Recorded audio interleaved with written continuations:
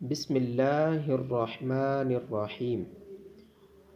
قل اعوذ برب الفلق.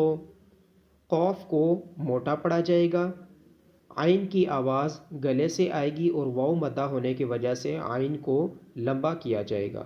ذال کی آواز نرمی سے آئے گی. قل اعوذ. را کو موٹا پڑھا جائے گا، برب الفلق. قوف کو موٹا بھی پڑھا جائے گا اور قوف پہ قلقلہ بھی کیا جائے گا. قل اعوذ برب الفلق من شر ما خلق. نون ساکن پہ اخفا کیا جائے گا، نون ساکن کی آواز کو ناک میں چھپایا جائے گا. من شر ما خلق.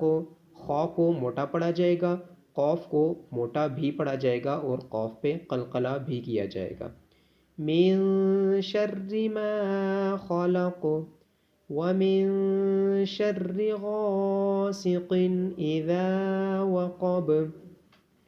نون ساکن پہ اخفا کیا جائے گا، غین اور الف کو موٹا پڑھا جائے گا اور غین کی آواز کو کھینچا جائے گا الف مدہ ہونے کی وجہ سے. قوف کو موٹا پڑھا جائے گا، قوف کو موٹا پڑھا جائے گا اور با پہ قلقلہ کیا جائے گا اور ذال کی آواز نرمی سے ادا کی جائے گی.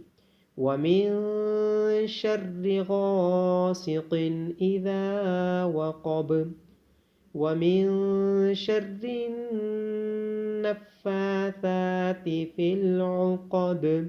نون پہ اخفا کیا جائے گا، نون ساکن کے بعد حروف اخفا میں سے شین ہے.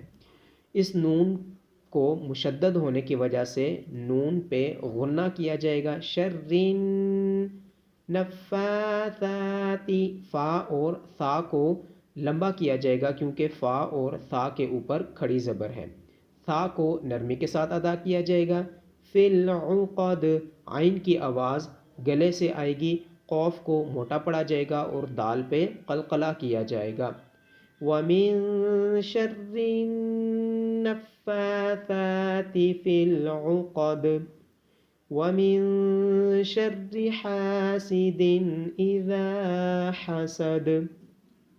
نون ساکن پہ اخفا کیا جائے گا، حا کو گلے سے ادا کیا جائے گا اور حا کو لمبا کیا جائے گا الف مدہ ہونے کی وجہ سے.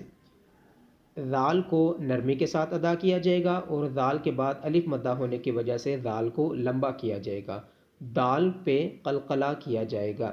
وَمِن شَرِّ حَاسِدٍ إِذَا حَسَدَ. بسم اللہ الرحمن الرحیم. قل اعوذ برب الفلق من شر ما خلق ومن شر غاسق اذا وقب ومن شر النفاثات في العقد ومن شر حاسد اذا حسد. صدق اللہ العظیم.